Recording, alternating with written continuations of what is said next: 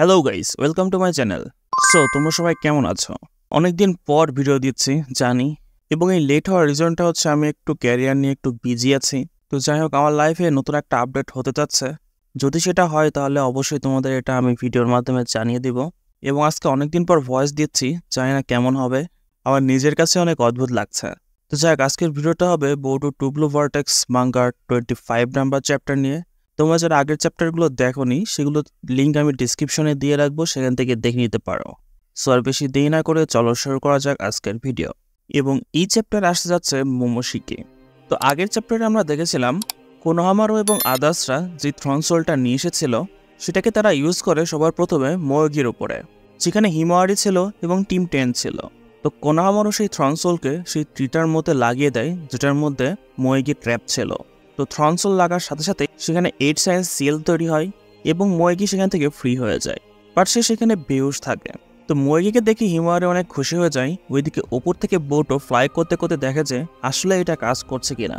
তারপরে সিন চলে যায় স্যান্ড ভিলেজের মধ্যে। স্যান্ড ভিলেজেও ঠিক এইসবই চলছিল, যেখানে শিঙ্কিকে বাঁচিয়ে নেওয়া হয় এবং গারাকেও সিল থেকে বাইরে বের করে নেওয়া হয়। এবং আমরা দেখতে পাই গারা কিন্তু অলরেডি ফাইট করতে করতেই সেই সিলের মধ্যে বন্ধ হয়ে গিয়েছিল, এবং সিল থেকে বের হওয়ার পরে আমরা দেখতে পাই তার অবস্থা আরও খারাপ থাকে, যার ফলে সে ইনকনসিয়াস হয়ে যায়, যার ফলে তাকে হসপিটালাইজ করা হয়। এবং এই সব রিপোর্টগুলো দেওয়া হচ্ছিল শিকামারুকে, মানে হোকাগেকে।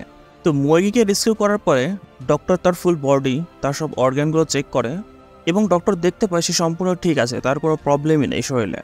তার মানে যে ট্রিটা সেটা শুধুমাত্র তার চাকরাকে অ্যাবজর্ব করছিল, যাতে করে সেই ট্রিটা তার হোস্টকে তার পাওয়ারকে সাপ্লাই করতে পারে। তো বেসিক্যালি এই জিনিসটাই এই ট্রিটার মধ্যে হচ্ছিল।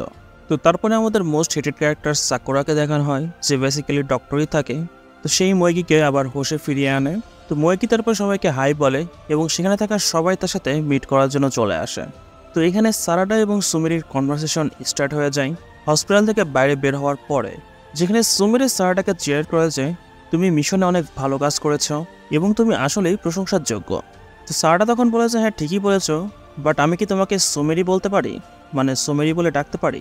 কারণ এর আগের বার সুমিরি তাকে বলেছিল সে যেন তাকে ক্লাস র্যাপ না বলে। তো এই কারণে সারাডা তাকে আস্ক করছিল যে আমি তো তোকে সুমিরি বলতেই পারবো, তাই না? তো আমরা দেখতে পাই তাদের এই কনভারসেশনগুলো লুকিয়ে লুকিয়ে ইটা শুনছিল। সুমিরি তখন সারাডাকে বলেছে, আগেরবার আমি তোমার সাথে খুব খারাপ ওয়েতে কথাবার্তা বলেছি এবং এটা কেন বলেছি আমি নিজেও জানি না। ওইদিকে সারাডাও বলেছে, হ্যাঁ আমারও তোমার ফিলিংসের সম্মান দেওয়া উচিত ছিল, কারণ সেই গতবারই তুমি আমাকে এটাই বলেছিলে যে বউটোর তো টেনশন নেওয়ার কোনো প্রয়োজনই নেই এবং এই বিষয়টার ওপর আমার নজর রাখা অবশ্যই উচিত ছিল। বাট আমার মনে হয় যে আমি এমনটা কেন সবসময় ভাবি, এমনটা চিন্তাভাবনা করা ঠিক হবে নাকি ঠিক হবে না। বাট অ্যাট দিস মোমেন্ট আমার মনে হয় যে ইয়েস, আমার বউটোর বিষয়ে আরও বেশি চিন্তাভাবনা করতে হবে, কারণ সে একলাই একটা পার্সন যে একলাই কোনা ভিলেজকে বাঁচাচ্ছে এবং বাকি সব প্রবলেমগুলোকে সে নিজের ঘাড়েই নিয়ে বসে আছে এবং কেউ তার সাহায্য করতে চায় না। এদিকে সারাডা তার নিজের ফিলিং নিয়ে এত চিন্তিত না, বরং সে তার টিমমেটকে নিয়ে বেশি চিন্তিত, যার মানে সে বউটোকে নিয়ে সব থেকে বেশি চিন্তা করছে। এবং এইসবগুলোর কারণে সারাডা এখানে অনেক দুঃখী হয় এবং নিজেকে অনেক গিল্ট ফিল করে। সে কী রকমের একজন পার্সন যে তার টিমমেটকে বাঁচাতে পারেনি, তাহলে সে বউটোকে কীভাবে হেল্প করবে? কারণ লাস্ট মিশনে সে বুঝতে পেরেছে সে যদি তার টিমকে বাঁচাতে না পারে, সে যদি তার ফ্রেন্ডকে বাঁচাতে না পারে, তাহলে তো সে হোকাগে হওয়ার যোগ্যই না। বাট সারাডা সেখানে ডিসিশন নেয় যে সে এখন আর এমন টাইপের কথাবার্তা বলবে না এবং সে এখন বুঝতে পেরেছে যে সে আসলে কি ফিল করছে। এখানে সারাডা বলে যে সে বউটোকে লাইক করে, এটা তো কনফার্ম। তো আমরা এখানে দেখতে পাই সুমিরের থেকে এটা সব থেকে বেশি শখ খায় এখানে, এবং যার রিপ্লাইয়ে সারাডা জবাব দেয় যে বউটোকে হেল্প করার ডিজায়ারেই আমি নিজেকে আরও স্ট্রং বানিয়ে ফেলতে পারবো এবং এই জিনিসটা আমাকে আগে নিয়ে যাবে, যেটা আমাকে হোকাগে বানাবে, এবং আমি এই রাস্তাতেই চলতে থাকবো। ওইদিকে সুমেরি বলে যে সে আগে থেকেই জানতো সে বউটোকে লাইক করে, এবং এটা আজকে না, অনেক আগে থেকেই সে জানতো সারাডা বউটোকে লাইক করে। তো সুমেরি সারাডার অনেস্টির জন্য তাকে থ্যাংক ইউ বলে এবং এটাও বলে যে এখন থেকে আমিও কোনো হোল্ড ব্যাক করবো না। তো আমাদের পুকি সুমেরে এখন আর পুকি থাকবে না। তো বেসিক্যালি তারা দুইজন এখন রাইভেল হয়ে গেছে। তো এটা এখানে অনেক চিন্তিত হয়ে যায় যে এটা কোনো জোক চলছে না তো, এবং সে চাচ্ছিল যা কিছুই হচ্ছে এখানে সেটা যেন আলাদা একটা লেভেলে হয়, যার কারণে সে সেন্সেই টিমকে কল করে দেয় এবং তাদেরকে বলে যে তারা যেন তাকে শোনে, কারণ এই সিচুয়েশনটা এখন একদমই হাতের বাইরে চলে গেছে সারাডা এবং সোমেরির জন্য। এবং তোমরা তাদের ইসমাইলও এখানে দেখতে পারো, যেটা একদমই ফেক ছিল, যেখানে তারা দুইজনই ফেক ইসমাইল করছিল। তো তারপরে আমাদের হিমাওয়ারিকে দেখানো হয়, যেখানে হিমাওয়ারি নিজের মধ্যেই মেডিটেশন করছিল, বাট সে ভেতরে ওয়ান কাইন্ড অফ ট্রেনিং নিচ্ছিল মিনি কুরামার সাথে।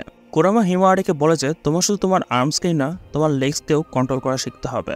সো তুমি তোমার নিজের চাকরাকে কন্ট্রোল করো এবং এই সব কিছু একসাথে মিলে ফাইট করো।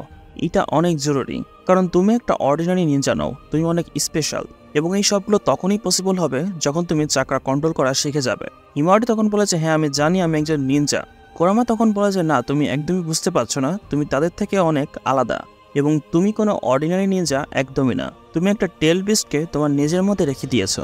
তুমি একজন জিনজোরিকি এবং তুমি হিউম্যানের থেকেও অনেক বেশি, জোরার থেকেও অনেক বেশি, আমার থেকেও অনেক বেশি।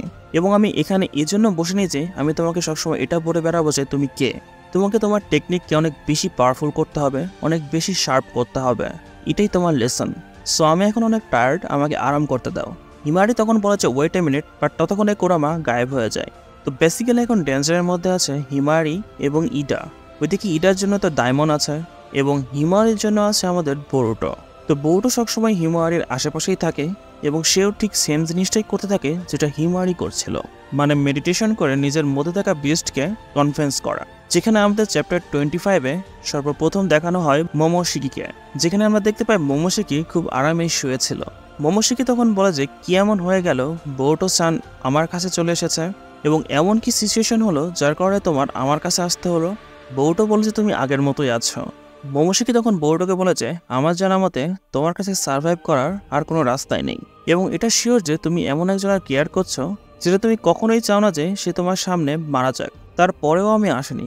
এছাড়াও কাউকে যদি তোমাকে মেরেও ফেলে তারপরেও আমি আসবো না, কারণ এখন রিইনকার্নেশন ইম্পসিবল এবং এখন আমি আর তোমার মাইন্ডকে কখনোই কন্ট্রোল করতে পারবো না। আমার সোল তোমার সাথেই যাবে এবং তোমার ডেথের সাথেই আমার কাজটা শেষ হবে এবং এটার সাথে সাথে আমিও তোমার থেকে ডিসঅ্যাপিয়ার হয়ে যাব।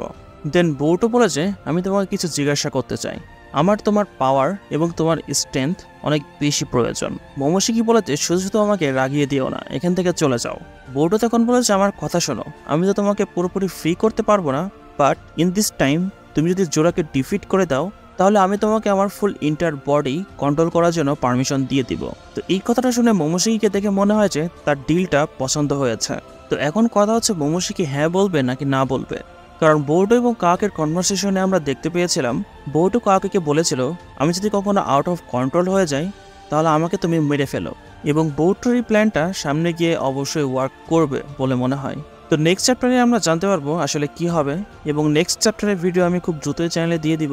সো তোমাদের তাদের কাছে ভিডিওটি ভালো লেগেছে তারা অবশ্যই ভিডিওতে লাইক করে দেবা এবং চ্যানেলকে অবশ্যই সাবস্ক্রাইব করে দেবা। দেখা হচ্ছে তোমাদের নেক্সট ভিডিও নিয়ে। Till then tata, bye by.